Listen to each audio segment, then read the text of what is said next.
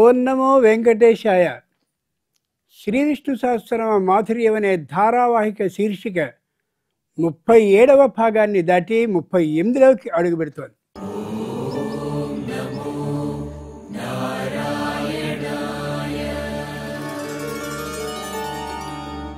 ప్రేక్షకులైనటువంటి మీ అందరి ఆదర అభిమానాలు, దాంతోపాటుగా ఏదో వినేసేయడం కాకుండా ప్రశ్నల్ని కూడా మీరు అడుగుతూ ఉంటే మాకు చెప్పలేనంత ఉత్సాహం కలుగుతుంది. ఇక్కడికి వచ్చిన వాళ్ళందరూ కూడా గృహిణులు, అంటే భర్తలందరినీ ఉద్యోగాలకి పంపి పిల్లలందరినీ వారి వారి పాఠశాలలకో కళాశాలలకో పంపి నిరంతరం అదే పనిలో కుటుంబపు ధ్యాసలో ఉండేవాళ్ళు ఆ పనిని పక్కకి పెట్టి ఇక్కడికి వచ్చారు అంటే నిజంగా మనం ఆనందించాల్సిన విషయం. ఈ యథార్థాన్ని స్ఫూర్తిగా తీసుకుని మిగిలినటువంటి గృహిణులు కూడా ఇలా వస్తున్నట్లయితే శ్రీ విష్ణు సహస్రనామం అమోఘంగా వ్యాప్తం అవుతుంది. మనం అంటే మనకేమిటో తెలుస్తుంది. ఈవేళ చాలామందికి తెలియకపోవడానికి కారణం ఎవరెవరు వారి వారి పనుల్లో ఉండిపోవడమే. వద్దు, ఖచ్చితంగా ఇలా మనం ఈ కార్యక్రమాన్ని కొనసాగిద్దాం. అనుమానం ఉంటే మాత్రం అడిగి తీరుదాం. నేను అనేక పర్యాయాలు మనం చేశాను. అనుమానాన్ని లోపల ఉంచుకోవడం సరైనటువంటి పని కానీ కాదు. ఇప్పుడు 41వ శ్లోకం నుండి 50వ శ్లోకం వరకు కూడా మీరు ఏకకంఠంతో ఉత్సాహంగా స్ఫూర్తిగా చదవండి. ప్రతిదానికి కావాల్సింది ఉత్సాహం. ఉత్సాహం ఉన్నప్పుడు మాత్రమే వ్యక్తి ముఖంలో ఆనందం కనిపిస్తుంది. మీరు చదవబోయే దాని ముందు ఒక్క మాట మాత్రం నేను చెప్పి మీకు ప్రారంభించండి. ఇలా అనగానే మీరు ప్రారంభించండి. అనుష్టుప్ ఛంద కనిపిస్తుంది ప్రారంభంలో మనకి. అనుష్టుప్ ఛంద, శార్దూలవృత్తం ఉంది, మత్తేభం ఉంది, ఉత్పలమాలు ఉంది, చంపకమాలు ఉంది. అనేకమైన ఛందస్సులు ఉన్నాయి కదా. చిన్నప్పుడు మీరందరూ చదువుకునే ఉండుంటారు. శార్దూలం మసజస తతగా 20 అక్షరాలు. మత్తేభం అది కూడా సభరణమయవ, అవి 20 అక్షరాలే. ఉత్పలమాల భరణ భభరవ, చంపకమాల నజ భజ జజర ఇలా చెప్పేవారు. గమ్మత్తు ఏంటంటే మొత్తం ఉన్న ఆ గణాలు యమాత రాజభానస మీ అందరికి గుర్తొచ్చిందిగా. ఒక్కొక్క దానికి ఉండేవి 3 అక్షరాలు అయితే 8టికి 8 3 ఎన్ని అక్షరాలు అవుతాయి? 24. ఆ 24 అక్షరాలు గాయత్రి బీజ అక్షరాలకి సమానం. మహావిష్ణువు తనకి సంబంధించినటువంటి చరిత్రని ఆ 24 అక్షరాలతో నిండినటువంటి ఏ ఛందస్సు అయితే ఉందో దాంట్లో రాయించుకోవాలి అని అనుకోవచ్చుగా. అనుష్ఠుప్ ఛందస్సులో ఎందుకు రాయించుకున్నాడు? ఒక్కటే గుర్తుంచుకోండి. తెలిసింది మాకు కాదు, ఎందుకు అర్థమైంది, అర్థం కావడంలో రహస్యం ఏంటని అర్థం చేసుకుంటే తెలుస్తుంది. అనుష్ఠుప్ ఛందస్సు అనేది ఉందే, ఉక్తాచ్యుక్త తథా మధ్య ప్రతిష్ట సుప్రతిష్ఠిత గాయత్యుష్టిగనుష్ఠుప్చ. మనకి ఛందస్సులు 26 ఉన్నాయి. మొదటి ఛందస్సులో రాస్తే పద్యానికి ఉండే పాదాలు అన్నీ ఒకే అక్షరంతో ఉంటాయి. ఆ ఆ ఆ ఆ అని అనుకోండి. అది ఉక్తా ఛందస్సులో రాయబడ్డటువంటి శ్లోకం. ఉక్త చుక్త అచ్యుక్త అనేటటువంటిది ఉందనుకోండి. అచ్యుక్త ఛందస్సులో రాస్తే పాదానికి 2 అక్షరాలు ఉంటాయి. తథా మధ్య, మధ్య ఛందస్సులో కానీ శ్లోకాన్ని రాస్తే 3 అక్షరాలు ఉంటాయి. పాదానికి 4 పాదాలకి 3 3 3. అలా ఆలోచిస్తే ఉక్త అచ్యుక్త తథా మధ్య ప్రతిష్ఠ సుప్రతిష్ఠిత గాయత్రి ఉష్ణిక్ అనుష్ఠుప్చ. అనుష్ఠుప్ అనేది 8వ ఛందస్సు. కాబట్టి ప్రతి పాదానికి ఎన్ని అక్షరాలు ఉంటాయి? 8 అక్షరాలు మాత్రమే ఉంటాయి. ఎందుకు 8 అక్షరాల ఛందస్సుని మాత్రమే శ్రీ మహావిష్ణువు ఎంచుకున్నాడు? ఓం నమో నారాయణాయ. ఎన్ని అక్షరాలు? ఆయనకి అష్టాక్షరీ మంత్రం అంటే చెప్పలేని చెప్పలేని చెప్పలేని ఇష్టం. అంచేత ఆయన దాంట్లోనే ఉంటాడు. అంచేత అనుష్ఠుప్ ఛంద ఇలా రాయి. వ్యాస భగవానునికి ఆ విధమైనటువంటి ఆలోచన కలగడానికి 2 అదే సంపూర్ణమైనటువంటి వృత్తంలో వ్రాస్తూ ఉండబడ్డానికి ఇదో కారణం. మనకి విష్ణు సహస్రనామంలో ఉన్న శ్లోకాల మొత్తం సంఖ్య ఎంత? 108. అదిగో అది 8. పెద్ద ఆలోచన ఉంటుంది దేనికైనా సరే, ఊరికే చదివేసుకున్నాం కాదు. ఇంకో విశేషం కూడా ఉంది. ఏ మహానుభావుడైనటువంటి వాల్మీకి మహర్షి ఉన్నాడో ఆయనకి ఆది కవి అని అంటారో, సంస్కృతంలో ఒక శ్లోకం అంటూ ఒకటి ఉందనే విషయాన్ని నేర్పినవాడు వాల్మీకి మహర్షో, ఆయన శ్రీమద్ రామాయణాన్ని రాయడానికి ఎదురుగా ఉండేటటువంటి క్రౌంచపక్షిని ఎవరో వ్యాధుడు కొట్టగానే అది నేల మీద పడగానే మనిషాద ప్రతిష్టాం త్వమగమ శాశ్వతి సమా యత్క్రౌంచమిథునాదేకం అవధీ కామమోహితం అనే శ్లోకాన్ని ఆశువుగా అప్పటికప్పుడు పలికాడు. ఆ పలికిన అక్షరాలు ఎన్ని అంటే 4 పదాలు, 4 8 32. ప్రతి పదానికి ఉన్న అక్షరాలు 8 మాత్రమే. అంచేత శ్రీమద్ రామాయణపు పోలికలో మహానుభావుడైనటువంటి ఈ వ్యాసుడు 8 అక్షరాలు మాత్రమే ఉండే అనుష్ఠుప్ ఛందస్సుల్లో 100 దాటి 8 శ్లోకాలు ఉండేలాగా 108 శ్లోకాలని ఓం నమో నారాయణాయ అనేదానికి సరిపోయేలాగా ఎంత గొప్పగా చేశాడు. అంచేత వేగంగా చదివేద్దామని అనుకోకండి. విష్ణు సహస్రనామాన్ని కాదు, ఏ నామాన్నైనా సరే నిదానంగా చదువుతూ ఉంటే అర్థమవుతూ ఉంటుంది. అలా కాకుండా అకస్మాత్తుగా వేగంగా చదివిస్తే ప్రయోజనం ఏముండదు. ప్రాచీనలు ఒక్క మాట దీనికి పోలికగా చెప్పారు. లౌకికమైన పోలికలో భార్య చేసింది వంటని ఒక్కొక్కటి పదార్థాన్ని కలుపుకుంటూ ఇంత శ్రమ చేసి భార్య చేసినప్పుడు భర్త తింటూ బాగుంది అంటే ఉండే ఆనందం అన్నీ కలిపోసారి రుబ్బేసి తాగేస్తే ఏమన్నా బాగుంటుందా? అంచేత తల్లులారా గుర్తుంచుకోండి, నిదానంగా చదువుదాం.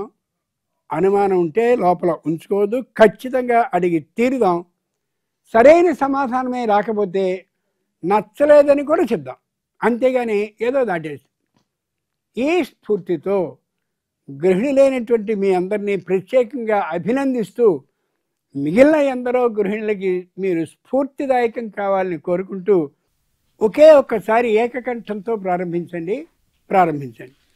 ఉద్భవ శోభనో దేవ శ్రీగర్భ పరమేశ్వరః కరణం కారణం కర్త వికర్త గహనో గుహః వ్యవసాయో వ్యవస్థాన సంస్థాన స్థానదో ధ్రువః పరర్ది పరమ స్పష్ట తుష్ట పుష్ట సుభేక్షణః రామో విరామో విరజో మార్గో నేయో నయో నయః వీరశక్తిమతాం శ్రేష్టో ధర్మో ధర్మ విదుత్తమః వైకుంఠ పురుష ప్రాణ ప్రాణద ప్రణవ పృదుః హిరణ్యగర్భ శత్రుఘ్నో వ్యాప్తో వాయురధోక్షజః ఋతుః సుదర్శన కాల పరమేష్టి పరిగ్రహః ఉగ్ర సంవత్సరో దక్షో విశ్రామో విశ్వదక్షిణః విస్తారస్థావరస్థానుర్ప్రమాణం బీజమవ్యయం అర్ధోనర్ధో మహాకోశో మహాభోగో మహాధనః అనిర్విణ్ణస్తవిష్టో భూర్ధర్మయూపో మహామకః నక్షత్రనేమిర్నక్షత్రీ క్షమః క్షామः సమీహనః యజ్ఞయుజ్జో మహేజశ్చ క్రతుః సత్రం సతాంగతిః సర్వదర్శి విముక్తాత్మా సర్వజ్ఞో జ్ఞానముత్తమం సువ్రతః సుముఖः సూక్ష్మः సుఘోషः సుఖదः సుహృద్ మనోహరో జితక్రోధో వీరబాహుర్విదారిణః స్వాపనః స్వవశో వ్యాపీ నైకాత్మా నైకకర్మకృత్ వత్సరో వత్సలో వత్సీ రత్నగర్భోధనేశ్వరః. ప్రాణదహ ఉన్నాము. ఇప్పుడు మీరు చదివిన దాంట్లో ప్రాణదహ అంటే ప్రాణాన్ని ఇచ్చేవాడు. బాగానే ఉంది పైకి అర్థం, కానీ లో అర్థం అది కాదు. ఉత్తర హరివంశంలో ప్రత్యేకమైన ఒక ఘట్టం ఉంది. ఒక బ్రాహ్మణి కాన్పు అవడం, వెంటనే ఆ శిశువు మరణించడం, అలా 7 సార్లు అయింది ఆవిడికి. పాపం దుఃఖానికి తట్టుకోలేకపోయింది. ఇన్ని నెలలు జాగ్రత్తగా అంత శ్రద్ధతో ఇష్టంతో ఏ విధమైన తేడా లేకుండా ఉండేలా నేను అనుకుంటూ ఉంటే ఇలా అకస్మాత్తుగా పోతుందా అని భర్తతో చెప్తే భర్త కృష్ణుడు అర్జునుడు ఇద్దరు ఉన్నటువంటి ఒక చోటును గమనించుకుని అక్కడికి వెళ్ళి కృష్ణునితో అన్నాడు, ఇలా కష్టాన్ని పడుతున్నాను నేను. మగవాడైతే కష్టాన్ని దిగమింగుకుని భార్యకి ధైర్యం చెప్తుంటాడు, లోపల పిరికితనం ఉన్న. స్త్రీ మాత్రం ఆ మానసికమైనటువంటి బలం తక్కువ కలిగింది, దుఃఖపడిపోతూ ఉంటుంది. చుట్టుపక్కల వాళ్ళు ఈసారి కూడా అబ్బాయి అని అనుకోండి, తట్టుకోలేకపోతున్నాను నేను అని ఈ బాధ అంతా కృష్ణుడికి చెప్తే విని కృష్ణుడు విని అల్ల నవ్వి ఓ చిరునవ్వు నవ్వాడు. ఆయన మహావిష్ణువు ఎప్పుడైనా నవ్వాడంటే చాలా లోతర్థం దానికి ఉంటుంది. నువ్వేం చేయలేవురా నాయన, నేనే చేయాలి అని అనుకుని లోపల ఉండగానే అర్జునుడు అన్నాడు, ఆ పనా నేను చేస్తాను. యముడు కదా వచ్చి పిల్లల్ని పట్టుకుపోతాడు, ఎవరినైనా సరే ప్రాణాన్ని తీసేది యముడు కదా. యముడు ఏమాత్రము రావడానికి వీలు లేకుండా ఉండేలాగా చిక్కనైనటువంటి బాణాలని, కనీసం దోమ కూడా లోపలికి వెళ్ళలేకుండా ఉండే సందు ఏమాత్రం లేకుండా ఉండేలా నేను శరవర్షాన్ని వేసేస్తాడు. వెళ్ళు, పురాణాన్ని చదివితే ఓ విషయం తెలుస్తుంది.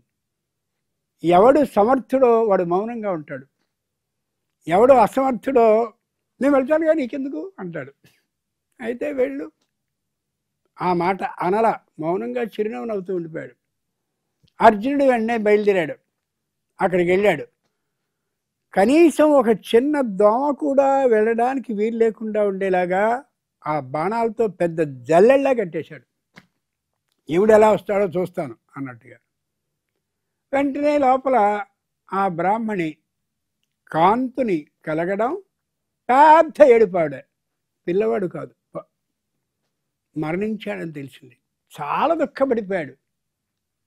అయ్యో ఇలా ఎలా జరిగింది, ఎలా రాగలిగాడు యముడు, అంతకు ముందే వచ్చి పొంచి ఉన్నాడా నక్కి ఉన్నాడా ఏవేవో ఆలోచన చేశాడు.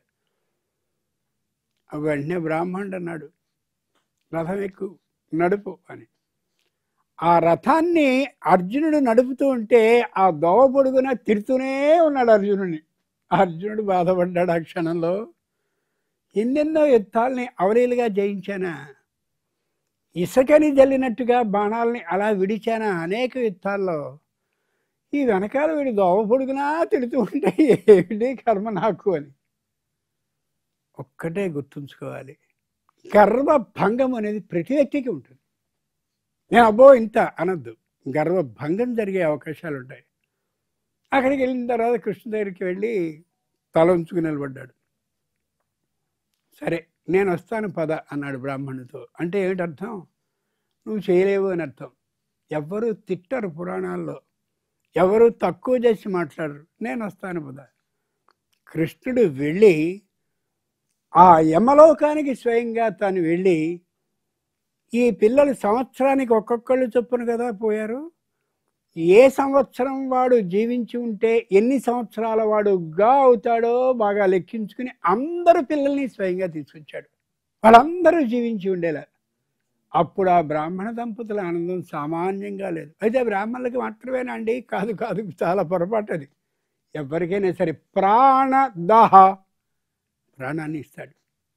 ఇక్కడ మంచి సూచన చేస్తారు పెద్దవారు. ఎక్కడైనా ఎవరైనా ప్రాణ అపాయ స్థితిలో కానీ ఉంటే విష్ణు సహస్రనామాన్ని చదువుతూ ప్రతి శ్లోకం తర్వాత కూడా ఓం ప్రాణదాయ నమః, మళ్ళీ రెండవ శ్లోకం చదవం ఓం ప్రాణదాయ నమః, మళ్ళీ మూడవ శ్లోకం చదవడం ఓం ప్రాణదాయ నమః అని ఎవరైతే ఆ కష్టంలో ఉండి మిమ్మల్ని అడిగారో వాళ్ళ దగ్గర ప్రార్థిస్తే ఖచ్చితంగా వాళ్ళకి ఆ కష్టం తప్పుతుంది. వాళ్ళకి ఆ కష్టాన్ని తప్పించడంలో మనం భాగస్వాములం అవుతాం. చాలామంది ఇలా జరగబోతుందా అని ఏవో పిచ్చి పిచ్చి మామూలుగా పంపిస్తుంటారు. అవి కాదు చేయాల్సింది, ఆ సమయంలో ఇలా చేయాలి. కంచి కామకోటి వారి మఠంలో ఒకసారి ఇలా జరిగిందని మహానుభావులు పెద్దవారు తెలియజేశారంటే అంతకంటే మనకి ప్రత్యక్షమైన ప్రమాణం ఏం కావాలి? అంచేత ఓం ప్రాణదాయ నమః. మనం ఈవేళ అనుష్టుప్ ఛందస్సు అనేటటువంటి దాంట్లో 8 అక్షరాలే ఎందుకు ఉండాలి అనేది, ప్రాణదాయ నమః అనే దాంట్లో ఉండే గొప్ప విశేషం ఏమిటో మనం తెలుసుకున్నాం కదా. ఇంకొకసారి మళ్ళీ ఇదే 41 నుంచి 50 వరకు చదవండి. ఉద్భవ అనే చోట మాత్రం ఆపి చదవండి. ప్రారంభించండి. उद्भवः शोभनो देवः श्रीगर्भः परमेश्वरः करणं कारणं कर्ता विकर्ता गहनो गुहः व्यवसायो व्यवस्थानः संस्थानस्थानदो ध्रुवः परर्धिः परमस्पष्टः तुष्टः पुष्टः सुवेक्षणः रामो विरामो विरजो मार्गो नेयो नयो नयः वीरशक्तिमतां श्रेष्ठो धर्मो धर्मविदुत्तमः वैकुण्ठः पुरुषः प्राणः प्राणदः प्रणवः पृथुः हिरण्यगर्भः शत्रुघ्नो व्याप्तो वायुरधोक्षजः ऋतुः सुदर्शनः कालः परमेष्टि परिग्रहः उग्रः संवत्सरो दक्षो विश्रामो विश्वदक्षिणः विस्तारस्तावरस्ताणुप्रमाणं बीजमव्ययम् अर्धोनर्धो महाकोशो महाभोगो महाधनः अनिर्विण्णस्तविष्टो भूर्धर्मयूपो महामकः नक्षत्रनेमिर्नक्षत्री क्षमः क्षामः समीहनः यज्ञयुज्यो महेजश्च क्रतुः सत्रं सताङ्गतिः सर्वदर्शी विमुक्तात्मा सर्वज्ञो ज्ञानमुत्तमम् सुव्रतः सुमुखः सूक्ष्मः सुघोषः सुखदः सुहृत् मनोहरो जितक्रोधो वीरबाहुर्विदारणः स्वापनः स्ववशो व्यापी नैकात्मा नैककर्मकृत् वत्सरो वत्सलो वत्सी रत्नगर्भो धनेश्वरः. శ్రీగర్భ అనే నామం ఉంది కదా, శ్రీగర్భ చాలా గొప్ప నామాల్లో ఇది కూడా ఒకటి. విష్ణు సహస్రనామంలో 1000కి ఎక్కడా తక్కువదనం లేదు. శ్రీగర్భ, గర్భము అంటే సంతానాన్ని కనడానికి అవకాశం ఇచ్చేటటువంటి ప్రదేశం. శ్రీ మహావిష్ణువు శ్రీగర్భ, బ్రహ్మాండమైనటువంటి సంపదని తన యందు దాచుకుని ఉన్నవాడు అని. స్త్రీలు ఎవరైనా గర్భాన్ని వచ్చినట్టయితే ఇలాగే ఉండిపోతే బాగుండదు అనుకుంటారా? సంతానాన్ని కనేద్దాం అనుకుంటారు. అంచేతనే విష్ణువు తన దగ్గర ఎంత ధనం వస్తుందో మనందరం వెళ్ళి ఎంత ఎంత ఎంత ఎంత ఆయనకి వేస్తున్నామో అంతా తన దగ్గర ఉంచుకోడు ఆయన. ఎలా అయితే లోకంలో స్త్రీ తనకు వచ్చినటువంటి గర్భం నుండి అలా సంతానాన్ని అలా లోకానికి అందిస్తూ ఉంటుందో అలా ఆయన కూడా అదే విధంగా ఇచ్చేస్తుంటాడు.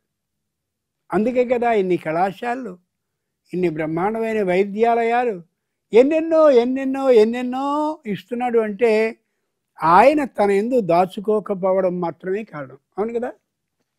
2 శ్రీగర్భ, ఓ తల్లి తనకి గర్భం ఉంది, సంతానాన్ని కనగలిగింది, ఒక్కళ్ళ దగ్గర చాలు అనదు.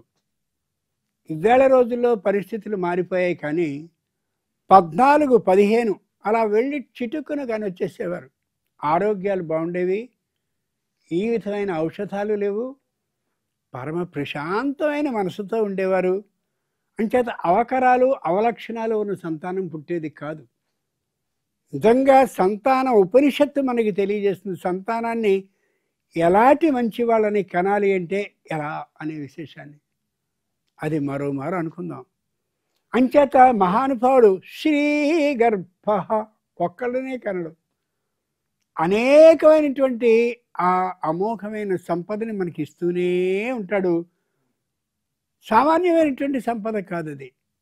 శ్రీ అనగానే మనం లక్ష్మి అనగానే డబ్బు మాత్రమే అనుకుంటాం, కాదు. చాలా సంపదలు ఉన్నాయి. ఆ సంపదలనే మనం అష్టలక్ష్ములు అంటాం కదండి. ఎవరికి ఏ సంపద కావాలో ఆ సంపదను ఆయన ఇస్తూ ఉంటాడు. అందరికీ సంపద అనగానే డబ్బు అని వేసుకుంటాం, కాదు. బాగా సంపద ఉన్నటువంటి ఆమె ఉంది, సంతానం లేదు, అప్పుడు ఆయన ఏమి ఇస్తాడు? సంతాన సంపదనిస్తాడు. అది గుర్తుంచుకోవాలి. శ్రీగర్భ ఆయన దర్శించి నాకు ఆస్తుంది, అంతస్తుంది, అధికారం ఉంది, ఆరోగ్య విధానం కలిగిన భర్త ఉన్నాడు, విపరీతమైన చుట్టాలందరూ ఉన్నారు, కానీ నాకు లేనిది సంతానం. దశరథుడంతటి వాడు విపరీతమైనటువంటి ఏడుపు ఏడిచాడు, సభని చేసి. అంతా బాగుంది కానీ సంతానం లేదు అని. అయోధ్య నగరానికి బ్రహ్మాండమైనటువంటి చక్రవర్తి అయినా సరే ఏడిచాడు ఆయన. అంచేత ఎవరికి ఏది లోటో గమనించుకుని ఆ లోటుని తీర్చగలిగిన శక్తి ఉన్న గర్భం కలిగిన వాడు శ్రీ గర్భ. ఎవరైనా సరే తమకంటూ ఓ కుటుంబం ఉన్నట్లయితే ఏదో ఒక లోటో, 2 లోట్లో, 3 లోట్లతోటో ఉండి తీరుతారు. ఎందుకని? లేకపోతే భగవంతుడిని విశ్వసించారు. ఆయనకి చాలా తెలుసు. మేధావి విక్రమ రావే నీకు ఈ లోటు, కానీ నీకు అని వరుసగా ఒక్కొక్కరు కూడా ఇచ్చి పంపిస్తాడు. అదే లేదనుకోండి, భగవంతుడే ఉందండి నేనే అనేస్తాం మనం. అంచేత ఒకటిలా ఏర్పాటు చేస్తాడు. ఎంత తెలివితేటలు ఉన్నవాడో చూడండి. అంచేత ఆయన పేరు మేధావి అని ఉంటుంది దీంట్లో. అప్పుడు మనం ఆ వెంకటేశ్వర స్వామిని దర్శిస్తూ, ఆయన నా గురించి నీకు తెలుసు కదా అని అడిగితే శ్రీ గర్భ ఆ విధమైన లక్ష్మిని మనకి ప్రసాదిస్తాడు.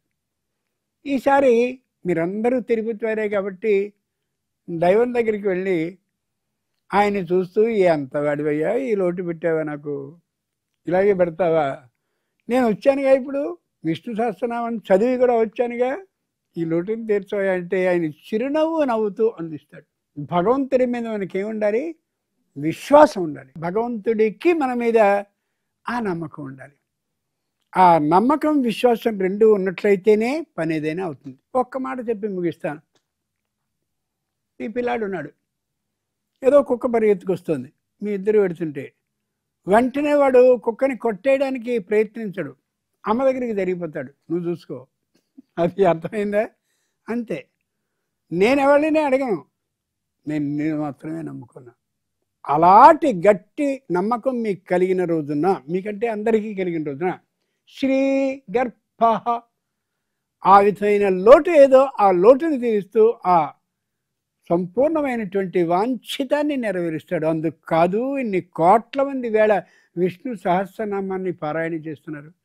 ఇతరులకు ఒక కష్టం వస్తే చూసి అయ్యో ఇలాంటి కష్టం వచ్చిందా, ఇలాంటి వార్తలని పంపించడం సరికాదు. నీ కష్టాన్ని నేను తీరుస్తాను. మేము ఇదిగో 10 మంది కలిసి విష్ణు సహస్రనామం చదివేటటువంటి పాఠకుల్లో ఉన్నాం, పాఠకురాళ్ళలో ఉన్నాం. మేము నీ ఇంటికి వచ్చి చదువుతాం, కానీ ఖచ్చితమైన సమయానికి వస్తాం, ఖచ్చితమైన సమయానికి ఎడతాం. వీళ్ళకి అవి వాళ్ళకి ఇవి ఇట్లాంటివి ఇవాళటివి ఏమీ వద్దు, సమయానికి వస్తాం, చదివేసి వెళ్ళిపోతాం. అది నేర్చుకోవాలి దీని ద్వారా. ఇది దీంట్లో ఉండే విశేషం. ఇంకొకసారి మనం 41 నుంచి 50ని గట్టి చేసుకుందాం. నిదానంగా చదవండి. చివరి శ్లోకం వచ్చినప్పుడు మాత్రం ఆ వేగాన్ని తగ్గించి చదవండి. మధ్యలో వేగాన్ని పెంచడం అట్లాంటిది లేకుండా చదవండి. చక్కగా చదువుతున్నారు మీరు. ప్రారంభించండి.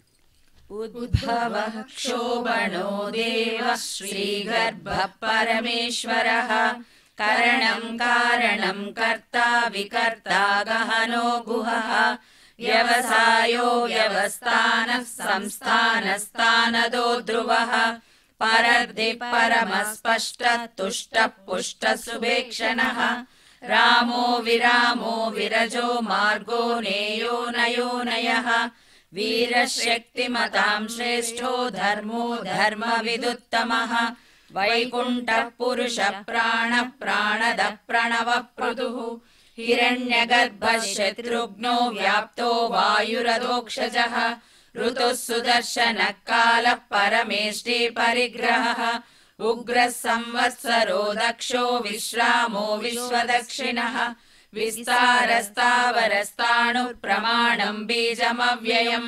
అర్ధోనర్ధో మహాకోశో మహాభోగో మహాధనః అనిర్విణ్ణస్తవిష్టో భూర్ధర్మయూపో మహామకః నక్షత్రనేమిర్నక్షత్రీ క్షమః క్షామः సమీహనः యజ్ఞయుజ్యో మహేజ్యశ్చ క్రతుః సత్రం సతాంగతిః సర్వదర్శీ విముక్తాత్మా సర్వజ్ఞో జ్ఞానముత్తమం సువ్రతః సుముఖः సూక్ష్మः సుఘోషः సుకతः సుహృద్ మనోహరో జితక్రోధో వీరబాహుర్విదారణః స్వాపనः స్వవశో వ్యాపీ నైకాత్మా నైకకర్మకృత్ వత్సరో వత్సలో వత్సీ రత్నగర్భోదనేశ్వరః. చాలా చక్కగా చదివారు. ఇదే స్ఫూర్తితో మనం చదువుదాం. శ్రీ విష్ణు సహస్రనామ మాధుర్యం శీర్షిక 38 దాటి 39వ భాగంలోకి అడుగుపెట్టబోతోంది. మీతో పాటు ఒక్కొక్కరు 10 మందికి కానీ ఈ విష్ణు సహస్రనామాన్ని మీకు తెలిసిన వాళ్ళకి చెప్పినట్లయితే అప్పుడు విష్ణు సహస్రనామ వ్యాప్తి చేయడంతో పాటు ఆ శ్రీ మహావిష్ణువు అనుగ్రహం సంపూర్ణంగా కలిగే అవకాశం ఉంటుంది. అయ్యో ఇప్పుడు మళ్ళీ మేము 10 మందికి చెప్పాలా అనుకోకండి. వాళ్ళకి చెప్పడం ద్వారా మీకు అమోఘంగా ఆ శ్రీ మహావిష్ణువు అనుగ్రహం కలుగుతుంది. గుర్తుంచుకోండి. ఓం నమో వెంకటేశాయ.